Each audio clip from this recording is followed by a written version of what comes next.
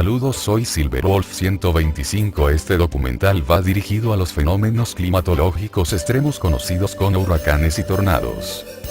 Los tornados son muy diferentes a los huracanes. Estos se forman en la superficie. Las nubes que forman estos violentos remolinos se conocen como superceldas. Los tornados que acuatizan son conocidos como trombas ribereñas y marinas. Estos remolinos tienen una baja escala de F0 a F1, pueden provocar daños mínimos a navíos pero serios problemas a fauna marina o ribereña, lanzando peces a kilómetros de distancia hasta una casos de lluvia de peces. Esto se debe a las trombas marinas que succiona de succión atrae animales y los lanza con gran velocidad. El tornado es un fenómeno meteorológico que se produce a raíz de una rotación de aire de gran intensidad y de poca extensión horizontal, que se prolonga desde la base de una nube madre, conocida como cumulonimbus.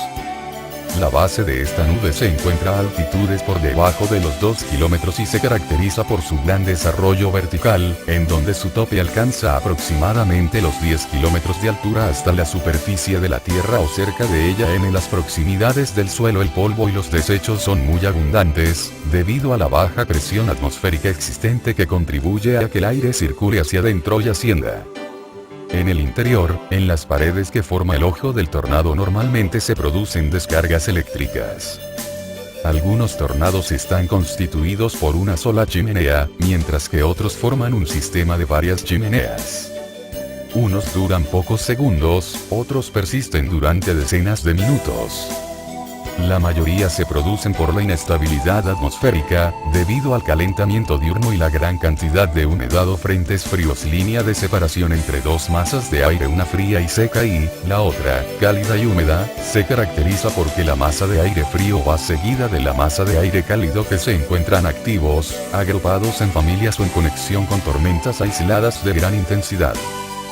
La escala de estos fenómenos se conoce como escala Fujita. F0 daños mínimos, F1 daños bajos, F2 daños importantes, F3 daños fuertes a destructivos, F4 daños destructivos a letales, F5 Fujita. F0 daños mínimos, F1 daños bajos, F2 daños importantes, F3 daños fuertes a destructivos, F4 daños destructivos a letales, F5 daños letales arrasadores. Levanta formaciones ferroviarias, trenes y puede provocar destrucción en estructuras de cemento. Los huracanes estos son muy diferentes. Los tornados estos no forman chimeneas, sino por su fuerte poder destructivo de vientos cercanos a los 400 km por hora. Estos fenómenos se forman en océano, comenzando como un simple tormenta tropical, aumentando aún más su poder. Se forman por el calentamiento de la superficie oceánicas acompañadas por sistemas de muy baja presión, provocando un arremolinamiento por la. Estos fenómenos son de los más poderosos, tienen la capacidad de arrastrar un tsunami. Como ocurrió con el huracán Katrina, para reconocerlos les ponen nombres de mujer o de hombre. Parece irónico, los más violentos tienen nombres femeninos. Cuando un huracán llega a tierra va perdiendo intensidad porque su energía la va obteniendo mediante el océano. También están los tifones, que es algo similar a un huracán. Los temporales son tormentas sorpresivas, de la nada se forma una supertormenta en forma muy sorpresiva a muy corta duración.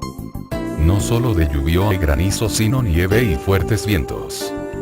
Las lluvias de hielo. Estas lluvias no son de agua congelada, sino es una lluvia común conocida como aguanieve. Cuando el agua toca una superficie de menor a 0 grados centígrados se congela. El peso del hielo provoca caídas de los tenderos eléctricos, caídas de árboles, hasta daño de inmuebles, hasta accidente de tránsito. Cuando que se cubra de hielo es asfalto, volviéndolo una pista de patinaje. Hay mucho más para hablar, pero el tema es largo. Habrá un segundo video. Nos vemos.